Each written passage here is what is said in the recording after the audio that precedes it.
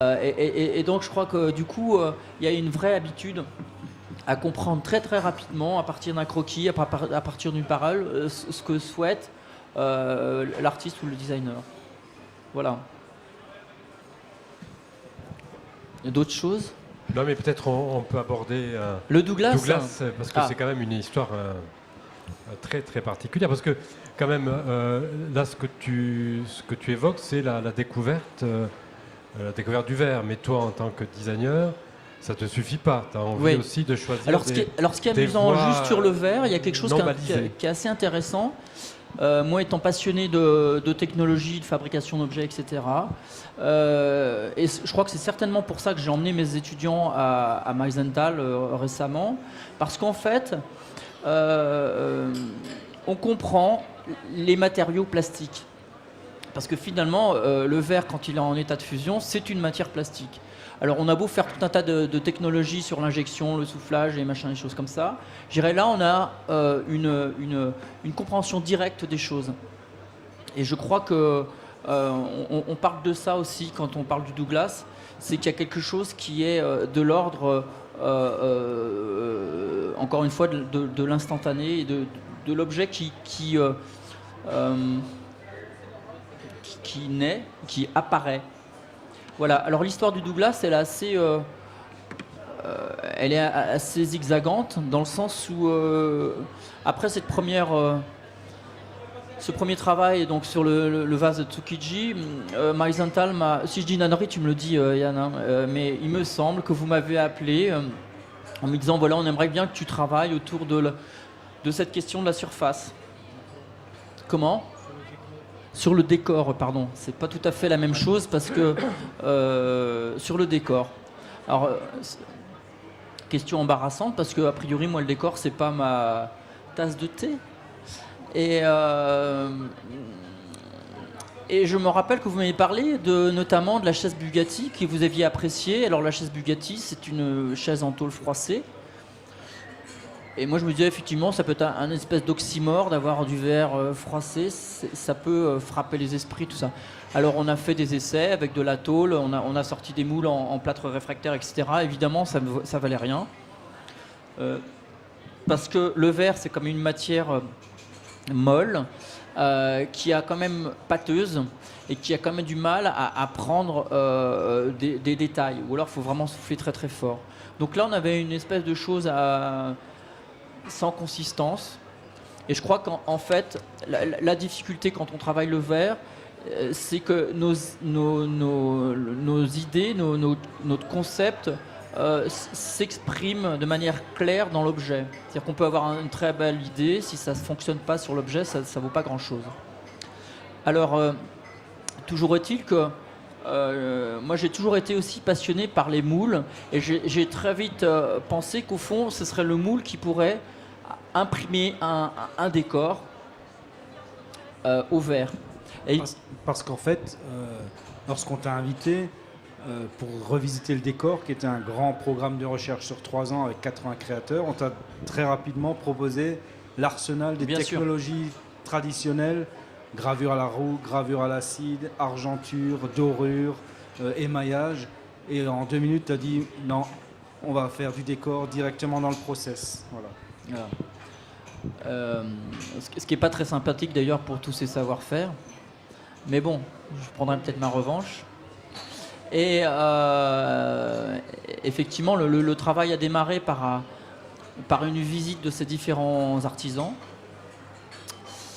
Et à un moment donné, en fait, on avait quand même ce problème de temps, encore une fois, qui était dramatiquement récurrent parce que le temps passait et on ne trouvait pas d'idées. Parce qu'en fait, moi, je suis arrivé un peu les mains dans les poches, en réalité. J'attendais effectivement beaucoup du lieu. Et alors, évidemment, de fabriquer un moule métallique, c'était à la fois coûteux. Encore une fois, il ne faut pas oublier qu'on a affaire à une petite structure. Mais surtout, on n'aurait jamais eu le moule dans les temps impartis, puisque je restais là juste une semaine. Donc on se disait, mais comment peut-on faire ? Et finalement, au fond, je crois qu'on s'est dit, mais avec quoi peut-on faire un moule autour de nous ? Alors, le bois est apparu finalement comme étant un matériau facile à travailler, ne coûtant rien. Et finalement, je me suis dit, mais un moule, c'est quoi? C'est un truc qui contient de la matière. Donc comme on avait des planches sous la main, on a fait l'objet le plus simple du monde qu'on a pu faire, c'est faire une caisse et souffler dans une caisse. Et on s'est aperçu très vite que des premiers résultats. Alors je crois qu'on avait un bois qui n'était pas très intéressant au départ. Il me semble que c'était du hêtre. Donc évidemment, on avait les veines qui apparaissaient très très légèrement. Mais avec notre enthousiasme, on s'est dit, mais finalement, il y a vraiment un truc à faire. Et là, Jean-Marc, qui est un des maîtres piliers, un maître exceptionnel, nous a dit, mais moi j'ai du Douglas à la maison, je m'en sers pour faire des poteaux, je ramène ça demain. Et il a ramené ses planches avec des nœuds et des choses comme ça. On a fabriqué le moule et le Douglas était né en fait. Ça s'est fait de manière à la fois lente, parce qu'on a mis du temps à mettre en place ce truc, et en même temps dans un instantané plus tard. Mais ça n'avait jamais été fait jusque-là. Personne ne s'était tenté à ce travail du moule. Quelle est la matière habituellement utilisée pour les moules?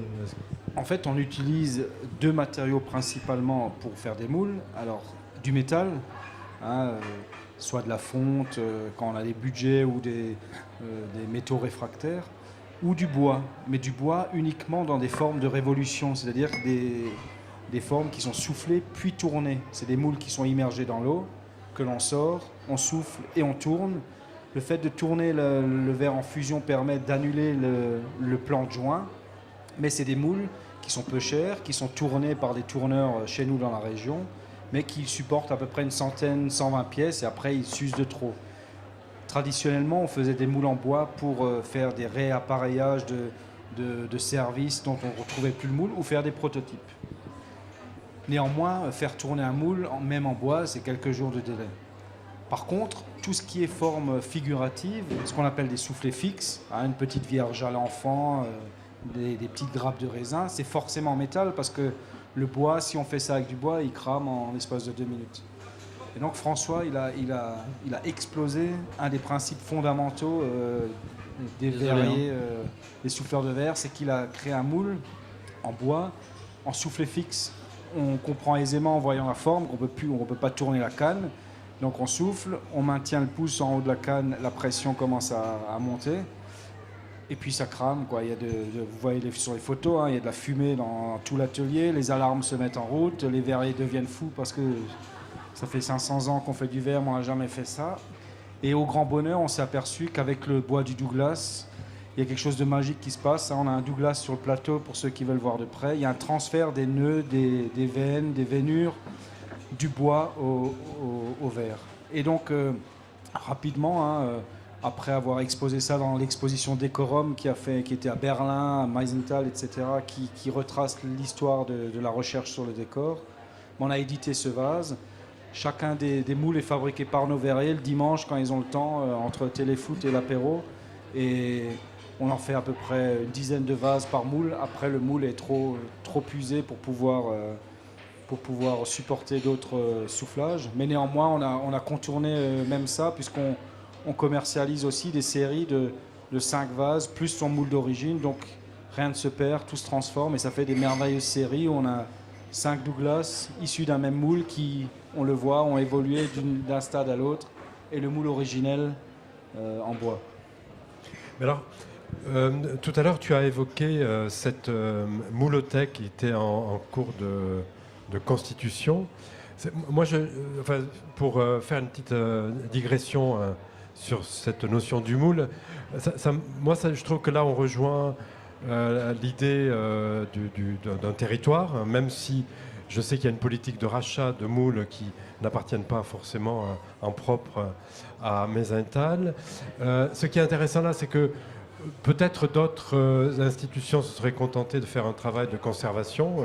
C'est vrai que ça fait rêver de dire, à un moment donné, il y a un patrimoine industriel, ne serait-ce que dans le cumul et une mémoire liée à ce cumul de ces moules. Mais là, il y a un projet extraordinairement dynamique, puisque tous ces moules, si j'ai bien compris, vont être numérisés et donc accessibles sur un site donc à la disposition, je ne sais pas sous quelle forme, ça tu vas nous en dire plus, de tous les créateurs qui pourront déjà dans un premier temps, avant même de contacter Meisenthal, enfin je ne sais pas, bon, ça tu vas nous le dire, mais voilà, donc il y a c'est en fait un travail de conservation et en même temps un outil extraordinaire qui utilise d'ailleurs les outils les plus sophistiqués aujourd'hui, donc une mémoire vivante. Hein.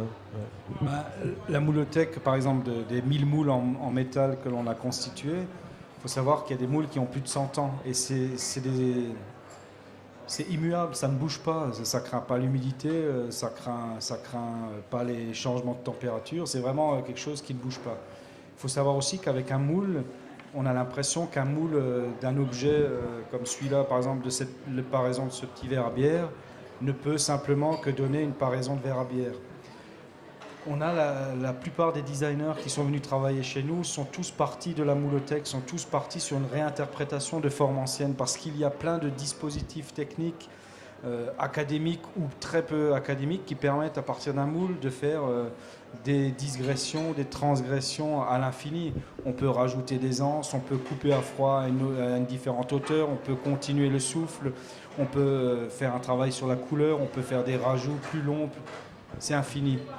Borek Sipek, en 1999, a customisé 2 anciennes carafes, on peut le voir, troisième photo à droite, 2 anciennes carafes à eau de Meisenthal. Et puis pour se moquer un peu de l'emblème français, a fait un petit coq et une poule, voilà, tout simplement. C'est des moules qui ont 80 ans, mais qui racontent maintenant une autre histoire.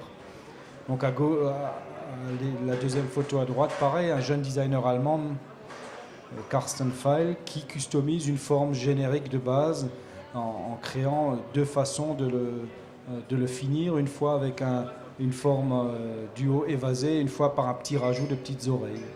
Donc voilà, la moulothèque, elle est ultra importante en termes de conservation technique, c'est une mémoire physique incroyable. Néanmoins, c'est des patrimoines qui sont très solides et qui permettent d'être réutilisés. On n'est pas dans des choses très fragiles, d'être réutilisés, revisités. Et donc effectivement, on a fait un gros travail de numérisation de ces formes. Ils sont disponibles sur notre site internet à un moment donné lorsqu'on est dans une trajectoire de projet avec le CIAV. C'est-à-dire qu'une école d'art qui vient faire un workshop chez nous et dont l'enseignant a décidé de travailler sur la réinterprétation de moules anciens pourrait avoir accès à la moulothèque numérisée et peuvent travailler à partir de là, puisque chaque forme est disponible sous plusieurs typologies de fichiers. Après, il faut se méfier. On n'est pas là on n'a pas créé un logiciel qui permettrait de souffler du verre à Bombay. Hein. C'est-à-dire que l'objectif, nous, et c'est ce que François a dit tout à l'heure, c'est le work in progress, c'est-à-dire qu'il n'y a pas de collaboration sans présence physique. D'ailleurs, tout designer ou artiste, lorsqu'il commence à travailler chez nous, il est obligé de passer par une phase qui s'appelle l'insémination, l'immersion, c'est-à-dire que pendant 2 jours, il vient, il questionne, il regarde, il observe, il ressent, il s'imprègne d'abord du verre à Meisenthal, du village, des verriers, de l'équipe. Et après seulement, on préfère plutôt qu'il croise un questionnement fonctionnel ou autre avec le champ des possibles à Meisenthal, plutôt qu'il vienne avec un dessin. En général, dans 99% des cas, c'est pas faisable. Moi, je voudrais revenir à votre collaboration, parce que ce que je vois comme différence, enfin, vu de ma fenêtre, très nettement, entre eux, en gros, et n'y voyez pas un propos péjoratif, des rajoutis sur des formes existantes, ce qu'on peut imaginer chez des porcelainiers ou à Vérone, enfin à Murano par exemple. Ce que je trouve intéressant dans cette démarche qui a été développée avec François, c'est qu'on a effectivement l'idée d'un nouveau process pour agir sur le décor. Précédemment, si je comprends bien, le décor, il était le fruit d'une intervention supplémentaire, bien souvent en creux ou en addition. Donc gravure, acide, manuel ou un collage d'une pièce complémentaire. Et là, on a tout d'un coup recours à une intervention sur le moule. Dire qu'on n'est plus dans la même technique. Alors bon, on comprend bien que ça s'est fait par des touches, des approches successives, sans doute un peu de hasard.